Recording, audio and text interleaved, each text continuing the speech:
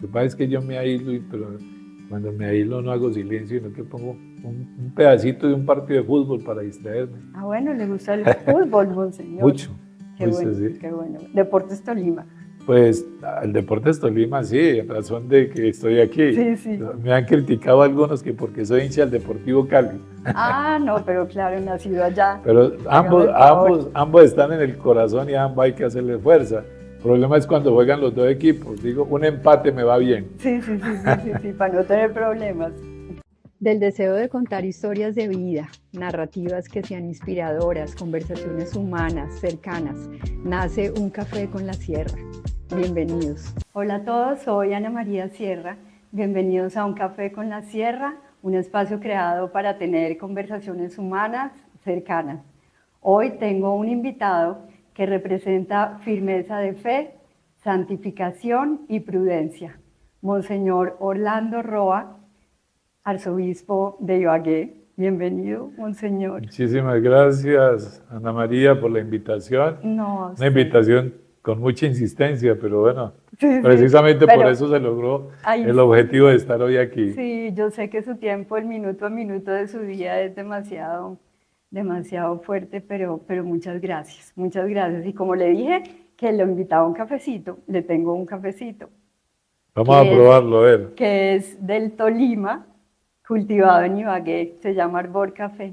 Ah, vea. Espero que lo disfrute, monseñor. Bueno, y cuénteme, monseñor, un caleño en Ibagué, ¿por qué viene a estudiar al seminario menor? Pues por las circunstancias familiares. Mi papá era constructor y tuvo un negocio aquí en Ibagué y entonces le tocó trasladarse a él primero desde Cali. Sí.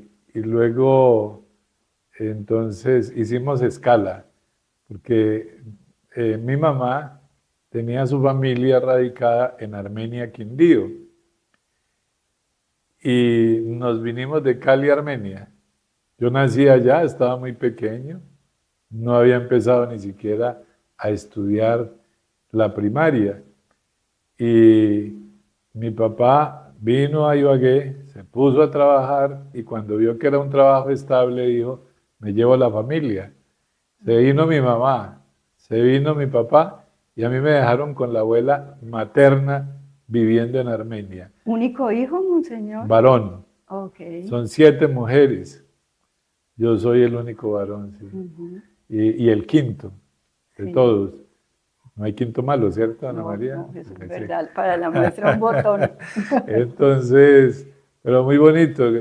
Recordar para mí esos momentos de mi infancia transcurridos, una parte en Cali, otra parte en Armenia y otra parte en Ibagué, son muy gratos. ¿Y cómo fue esa infancia, esa niñez? Recuerdo mucho en Cali, vivíamos en una casa campestre y allá había como un palo grande, era como un guayabo en el patio, estaba muy pequeño.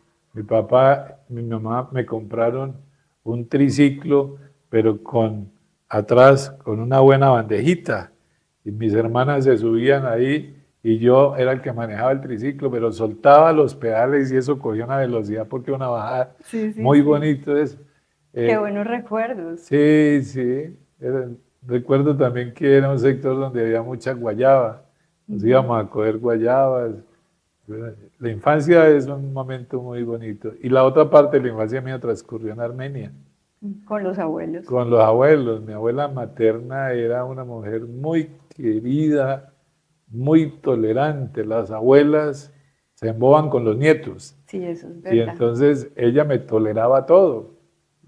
Los juegos con los amigos, el ir a estudiar y regresar con los cuadernos en la mano y de pronto llegar un poco sucio y embarrado por los juegos que hacíamos los muchachos en la manga de ese sector donde vivíamos, pero ella toleraba todo eso. Nunca me presionaba para estudiar, nunca me presionaba para estudiar. Pero yo estudiaba, yo no sé cómo rendía en el estudio, le dedicaba más tiempo al juego que al estudio. Porque es muy inteligente, monseñor, eso no tiene por qué Seguramente decirlo. la luz del Espíritu Santo que me Desde ese iluminaba. momento. Sí. Ajá. Y ya la otra parte de la infancia mía transcurrió aquí en Ibagué, que ya mi papá y mi mamá vieron que era el momento de traerme, pero eso fue providencial. Aunque en Armenia yo vivía al pie de la iglesia del Carmen, donde los padres franciscanos, al llegar aquí a Ibagué nos radicamos cerca del convento de las hermanas concepcionistas en La Pola, Sí. que estábamos a 2 casas del convento, en la capilla. Y entonces ahí me hice yo acólito, por pura casualidad, porque mi hermana mayor iba a misa y me dijo, camine, acompaña a misa, y llegamos a la misa y estaba el padre y una monjita como muy tímida para pasarle al padre el cáliz, el incensario, las vinajeras. Y entonces yo le dije a mi hermana, mira, lo que está haciendo la monjita yo lo podía hacer. Ay, Y entonces me dijo, ¿quiere decirle a la hermana? Si quiere vaya cuando se acabe la misa y le dice que usted viene y le ayuda. Y así me vinculé yo como acólito en el convento de las hermanas concepcionistas. Y, y ahí crecí yo, al lado de esas monjitas. Ahí fue también madurando la vocación sacerdotal, porque el capellán de las monjitas, el padre Jaime Bonilla, que ya falleció, en paz descanse, fue mi padrino de ordenación, entre otras cosas. Después, él me acompañó y me motivó mucho para ser sacerdote y me invitó a entrar al seminario menor en esa época. Entonces entré al seminario menor por ahí del año 1972.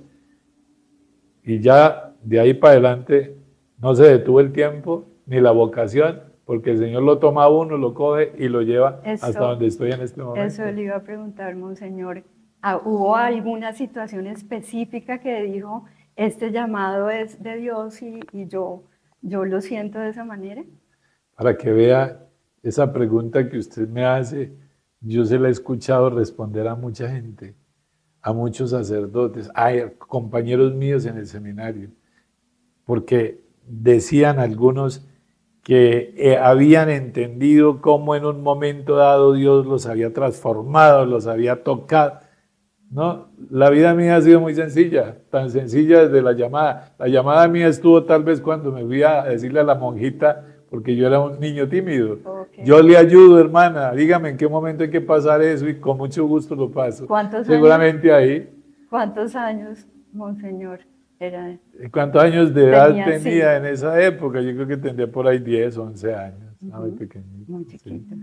Pero bueno, el Señor llama así. Y ahí fue madurando la vocación poco a poco. Sí. Entonces yo digo que no hay un momento así como espectacular, crucial, en el que uno diga, aquí puedo decir, el Señor cambió mi vida y me hice sacerdote por eso, ¿no?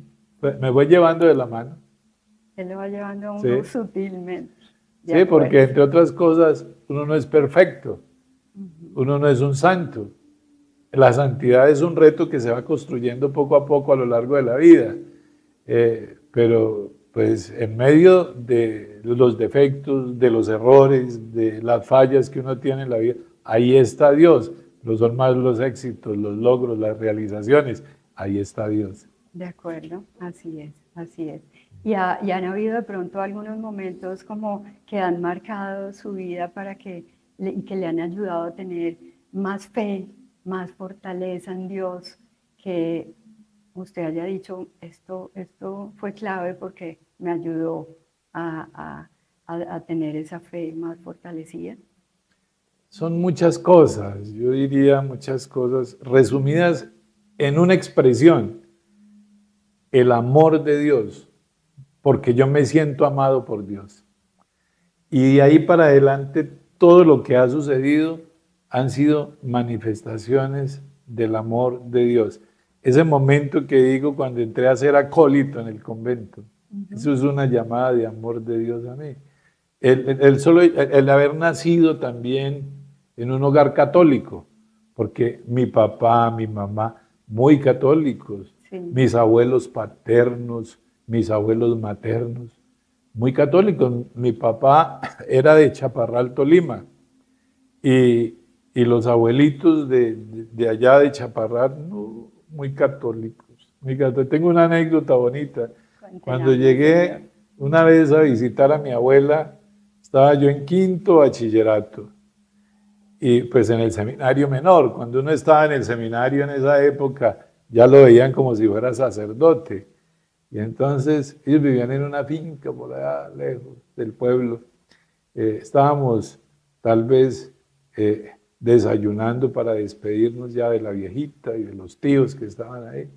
Y me acuerdo que ella le dijo a mi papá, Roquito, mi papá se llamaba Roque, empiece a engordar el marrano.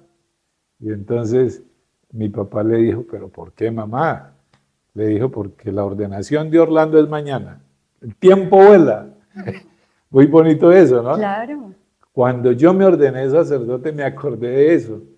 Ya mi abuela había muerto y le dije a mi papá, ¿se acuerda lo que dijo la abuela? El tiempo voló. ¿Y él estaba vivo?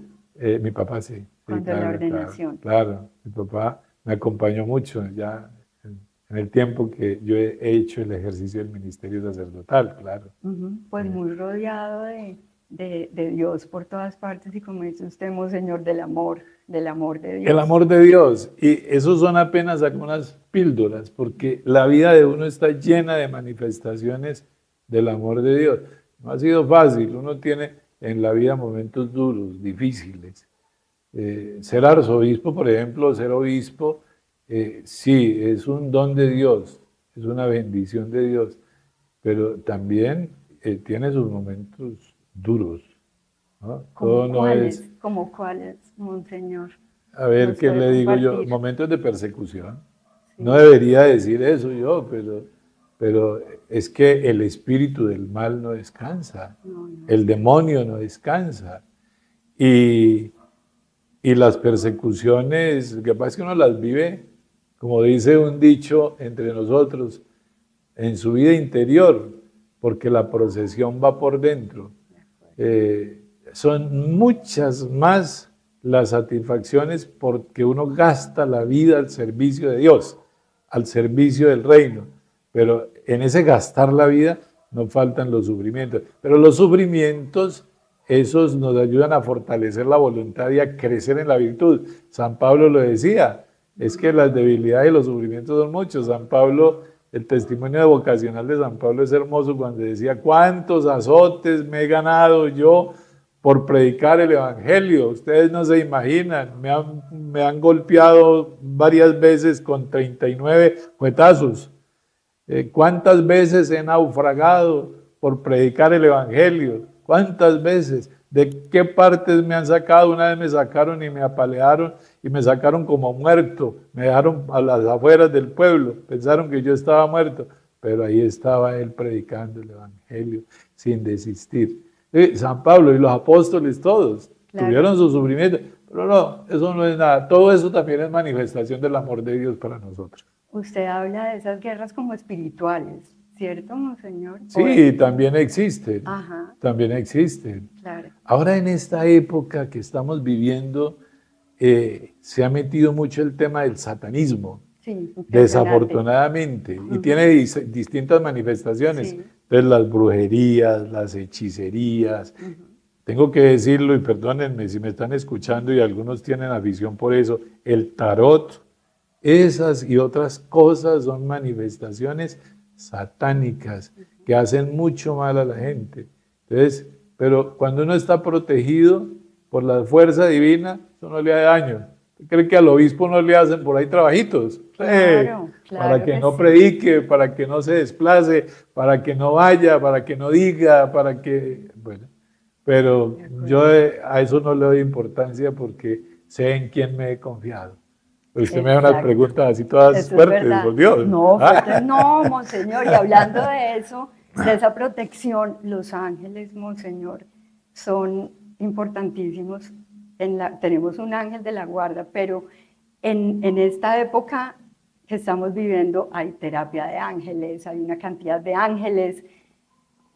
Monseñor, eso es distorsionado, ¿cierto?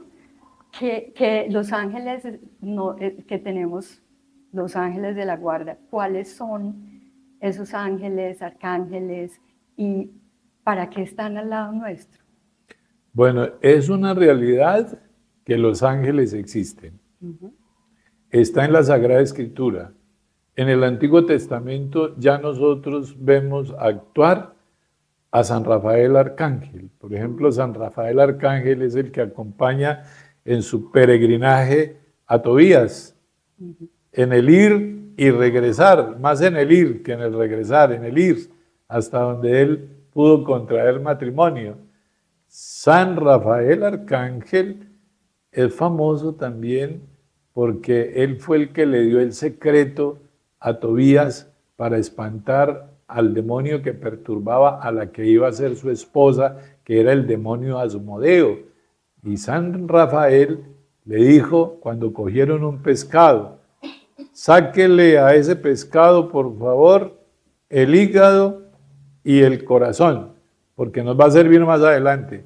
Y cuando llegaron a la casa donde estaba la que iba a ser su esposa, esa mujer estaba poseída por un espíritu maligno que llamaba Asmodeo. Y le dijo, hágale un incienso con haga un incienso con ese hígado y ese corazón del pescado y verá cómo el demonio huye. Santo remedio. Eso es un testimonio de la Sagrada Escritura. Luego nosotros vemos quién le anunció a la Virgen María que iba a ser la madre del Salvador. San Miguel Arcángel. San Miguel Arcángel.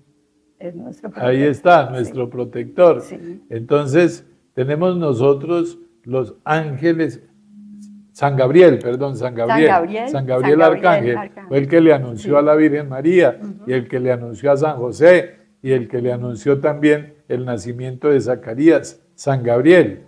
También está San Miguel, que lucha con las fuerzas del mal en nombre de Dios para vencer al maligno. Entonces, la Sagrada Escritura nos habla de los ángeles, de los arcángeles. Lo que pasa es que esa devoción a los ángeles no podemos nosotros convertirla en algo supersticioso. Ahí no, tenemos que tener una devoción a los ángeles pura, limpia y transparente.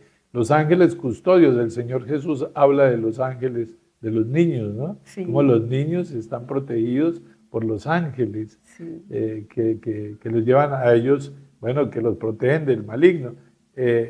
Por eso hablamos nosotros de los ángeles custodios. La Sagrada Escritura nos habla de los ángeles, pero no los podemos tomar con carácter supersticioso. Hay que tener mucho cuidado en la devoción a los ángeles. Sí, de acuerdo. Hoy en día está eso distorsionado, es verdad. Monseñor, ¿cuál ha sido su trayectoria pues pastoral, digámoslo de esa manera, en sus trabajos? Pues bueno, la trayectoria pastoral es muy sencilla. Ya le dije que yo fui acólito, eso ya era pastoral. Sí, cuando estaba pequeñito. Y estudié en el seminario menor todo el bachillerato, aquí en Ibagué. Luego pasé al seminario mayor de Garzón, donde estudiábamos la filosofía. Era muy bonito porque estábamos todos los jóvenes seminaristas de distintas diócesis, del Espinal, del Líbano Honda, de Neiva, de Garzón, de Florencia, hasta el Cauca. Venían los de Popayán. Allá estudiamos filosofía en Garzón, en el 78 y 79. Luego vine aquí a Ibagué para terminar la filosofía otro año y estudié toda la teología. Cuando me ordenaron sacerdote, el señor arzobispo me dijo, pues lo voy a nombrar a usted prefecto de disciplina del seminario menor. Entonces seguía en el seminario, me tocó solo cambiar de pieza, traer la maletica de una pieza a otra. Ajá. Y seguí en el seminario menor unos 3 años como prefecto de disciplina. Fue una época muy bonita. Y luego de ahí me nombró un año promotor vocacional y encargado de la pastoral juvenil de la arquidiócesis. Luego salí como párroco a la parroquia Santa Isabel en la cordillera, de Venadillo para arriba. Sí. Estuve allá casi 5 años en Santa Isabel, una época hermosa, porque no había en esa época movimientos guerrilleros. Sí. Entonces yo salía a cualquier hora, entraba a cualquier hora. Era sana. Y me iba a las veredas y llegaba de noche, o me iba a una vereda a la madrugada, no pasaba nada. Uno se movía, como dice el dicho, como pez en el agua. Sí. Por allá en Santa Isabel jugábamos, estaba joven, yo jugaba microfútbol, jugaba también fútbol, jugaba basquetbol. Era una época tan bonita. Todavía recordamos con los jóvenes de esa época, ahora ya son unos señores, esos momentos que compartimos con el deporte allá. En Santa Isabel estuve casi 5 años, de ahí salí a estudiar a Roma. Una vez el obispo me llamó y me dijo, llegó el momento de irse para Roma. Me fui a estudiar, estudié teología sistemática en la Universidad de la Santa Cruz, 2 años. Allá uno de los profesores me dio la oportunidad de hacer otro curso de animación misionera y pastoral sacerdotal, muy bonito. Entonces me quedé, la ayuda por 2 años y me quedé otro medio año. No, Hice ese otro curso muy bonito, sí. Ya al regresar, recuerdo mucho, en Roma estábamos con Monseñor Sarasti, era el obispo de aquí, Ibagué, y fue a visitarme cuando ya quedaban pocos días para venirme para Colombia nuevamente. Y entonces, cansados de caminar, le dije, yo voy a pedir una Coca-Cola y me siento en este sardinel al frente de la Basílica de San Pedro. Entonces él dijo, yo también me siento ahí con usted, nos sentamos. Sí. Y le dije, bueno, en confianza, ¿usted para dónde me va a nombrar cuando yo llegue a Colombia? Me dijo, párroco de Rovira. Le dije, estoy listo para donde usted diga. Yo llego aquí a Colombia con el título, pero estoy disponible para donde me mande, donde me quiera mandar, a Rovira. Estuve allá casi 8 años en Rovira con muchas dificultades, sobre todo porque me tocó la época, yo llegué en el 96, era la época de la guerrilla. Ya, era un país diferente. ¿Ah? Encontró un país diferente. Totalmente. Era totalmente diferente y era guerrilla. Allá había, en esa época también llegaron los paramilitares, había delincuencia común. Uno cogía la carretera, el carro y fácilmente lo podían atracar en los caminos. A varios sacerdotes que me colaboraban, los atracaron, o yendo de aquí para allá, o también cuando iban a las veredas. Pero a mí yo nunca caí en un atraco, rezaba mucho. Ellos también rezaban. Ellos también ayuda, claro. Sí, claro. Pero, bueno, mire que es muy bonito, pero ahí no ha terminado el itinerario. Usted me dijo que le hablara un poco de mi recorrido, se lo estoy contando así a grandes rasgos y sin entrar en muchos detalles. Pero le voy a contar un detalle significativo para que usted vea cómo la oración produce efecto. Yo rezaba mucho y le pedí a Dios que me protegiera cuando salía de la parroquia. Y en alguna ocasión que me fui, ya estaba yo para venirme, ya el obispo me había anunciado que tenía que venirme y Ibagué a tomar la parroquia de Belén, Perpetuo Socorro como párroco. Entonces me fui a una vereda que se llama El Corazón, cerca de Rovira, media hora más o menos, 40 minutos. Y llegué a un sitio que se llama, a ver, se me olvidó el nombre del sitio ese, que lo llamaban, es que el nombre común allá es Puerto Machete. Sí. Pero no quería decir eso. Llegué a Puerto Machete. Y entonces, ahí había un retén de la guerrilla. Y a mí me habían anunciado ellos que me querían. No sé por qué me tenían rabia. Ya llevaba mucho tiempo en Rovira. Y yo pensé, y hasta aquí llegué, que un retén. Y entonces vino un muchacho, un guerrillero de eso. Había camiones bloqueando las alas del paso, no había paso. Y entonces le dije yo a un guerrillero de esos que se acercó y me conoció, me dijo, padre, le dije, ¿qué hubo? ¿Para dónde va? Le voy para Rovira. Y se acercó otro con una cosa por aquí, una canana, no hay cómo lo llaman, es llena de balas, sí, y un fusil. Y me dijo, compañero. Entonces le dije, no, yo no soy su compañero, yo soy el párroco de Rovira. Y entonces le dije, miren, como ustedes saben que yo soy el párroco de Rovira, dígale a su comandante aquí que me abra paso porque tengo el tiempo preciso para llegar a la misa. Pero díganle. Y sí, esos muchachos se fueron y le dijeron, y quitaron un camión que había ahí, lo hicieron quitar, quisieron quitar unas motos también, las hicieron quitar y me abrieron paso solo a mí. La oración. La oración. La oración. El amor de Dios. Sí. El amor de Dios. Así es. Esa es una manifestación del amor de Dios. Si me hubieran dejado ahí, hasta me han matado, porque ellos tenían ganas del padre Orlando.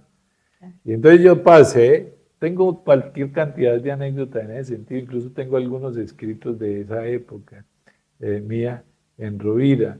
Y entonces, bueno, salí de ahí y ya me vine a Ibagué, a la parroquia de Belén, donde pensé que iba a durar muchos años. Yo no había desempacado la maleta, llevaba 2 meses porque tenía que hacer unos arreglos ahí en la casa cural. Cuando llegó el obispo un día, Monseñor Flavio, Sí. tal vez comimos o tomamos algún cafecito ahí en la casa cural y me dijo, necesito que pases a ser el rector del seminario mayor. Entonces, Casi nada, sí. Monseñor. Yo le dije, pues estoy listo, lo que sea, lo que Dios quiera, yo me voy para allá. Me fui al seminario mayor 3 meses apenas de haber tenido esa parroquia tan bonita, tan agradable en la ciudad, buen clima, buena dinámica pastoral, la gente tan querida, pero había que renunciar. Claro. A los 3 meses, pues de nada. Sí, muy poquito. Entonces me fui al seminario y yo creo que ahí fue donde se cuajó el episcopado mío, porque pues tenía que entregarme a la misión de formar los futuros sacerdotes de la arquidiócesis de Ibagué y del Líbano Honda. Yo creo que pasaron por mis manos más de 40 sacerdotes en esa época, que ahora son sacerdotes, ¿no? Sí, sí. Tanto de aquí como del Líbano Honda. Una misión muy bonita. Siendo rector del seminario, en Colombia hay una, ¿cómo lo llamamos nosotros? Eso es como una asociación de seminarios que hay en Colombia. Y entonces esa asociación de seminarios nombra un presidente, uno de los rectores de cualquier parte del país. Sí. Y a mí me nombraron presidente, siendo rector de Ibagué, de esa asociación de seminarios. Pero no duré sino un año, porque al año me nombraron obispo auxiliar. Nosotros somos de buenos de tenerlo a usted ahí. Estuve 3 en años, ese puesto. estuve 3 años como obispo auxiliar y de ahí me fui al Espinal 5 años exactos. 5 años exactos. Y en el 2020 fui nombrado arzobispo de Ibagué. Esa es como la trayectoria, así. Sí, sí. Pero mire que nos falta tiempo para entrar en detalles. Sí, Pero sí, está bien, sí, yo creo que eso es Monseñor. Y suficiente. usted no tiene mucho tiempo, yo sé que no, yo sé que no. Monseñor, desde su misión en Ibagué, ¿qué siente que es lo que más necesita nuestra gente espiritual, humana y socialmente? Cuando me nombraron arzobispo de Ibagué, yo lo primero que hice fue ir al Santísimo. Estábamos en la época de la pandemia, el nuncio me avisó el nombramiento por una videollamada. Me parece estarlo viendo, tenía una ruana rosada y lo molesté por esa ruana. No. Claro. Un argentino, Sí. Montemayor, Mariano Montemayor. Me dijo, Papa lo ha nombrado arzobispo de Ibagué. Y bueno, y entramos en los detalles. Entonces me fui a rezar y a pedirle a Dios que me iluminara para ver qué era lo que yo tenía que hacer por Ibagué, qué era lo más urgente. Me inspiró el Señor que tenía que trabajarle al tema de la depresión. Sí. Por eso resultó una persona muy espiritual, de mucha oración, que entre otras cosas tenía la disponibilidad y digamos, el carisma de escuchar a personas en estado de depresión y de ayudarles. Entonces me propuse trabajarle a ese tema y constituimos el programa Salvando Vidas. Salvando Vidas, empezamos en el Divino Niño y luego lo pasamos a la parroquia de Piedra Pintada. Sí. Y tengo que decirle que han pasado por ese programa en estos 5 años que llevo como arzobispo de Ibagué, más de 4.000 personas, muchos de ellos en estado de depresión y a punto de suicidarse. Y el programa ha cumplido con su objetivo. con la oración, con la escucha, con la ayuda a las personas. Se han vinculado profesionales al programa, porque pues la persona que yo digo me ayuda en el programa es muy espiritual Sí. y maneja toda esa dimensión de espiritualidad y sabe manejar el tema y es muy acertada. Pero bueno, a veces me han pedido vincule un psicólogo, vincule una psicóloga, vincule un psiquiatra, vincule un médico. Han llegado Sí. y los tenemos. Entonces, si una persona necesita de ayuda psicológica, se le remite. Si una persona necesita del psiquiatra, se le dice vayan del psiquiatra. Pero a ese programa ha hecho mucho bien. Con seguridad, que tiene, eso es del demonio. Sí. Esas persecuciones son del demonio. No lo aceptan, algunos no, pero hay que decir que la mayoría sí lo acepta. Es que no, tampoco es que todo el mundo no esté, todo el mundo, pero la esté siendo familia utilizado por el demonio. me llama la atención ¿Sí? la familia, pero la familia igual siempre lo quieren a uno mucho y no sí. quieren que a uno le pase nada. Sí, exacto. De pronto piensan que por metérsele uno a ese programa puede sucumbir, pero aquí estoy, llevo 5 años de arzobispo, ¿cuál es el problema? Además tiene la coraza más importante de todo. La oración. Sí, sí, y el amor de Dios. Yo digo, todo en la vida es una manifestación permanente del amor de Dios. Así es, Monseñor. Sí. Una pregunta y es, Monseñor, que yo uso mucho el silencio para mí, es algo muy importante, porque ahí encuentro respuestas de nuestro Señor. ¿Qué tan importante es ese silencio para usted? Tengo que decirle que yo lo experimento.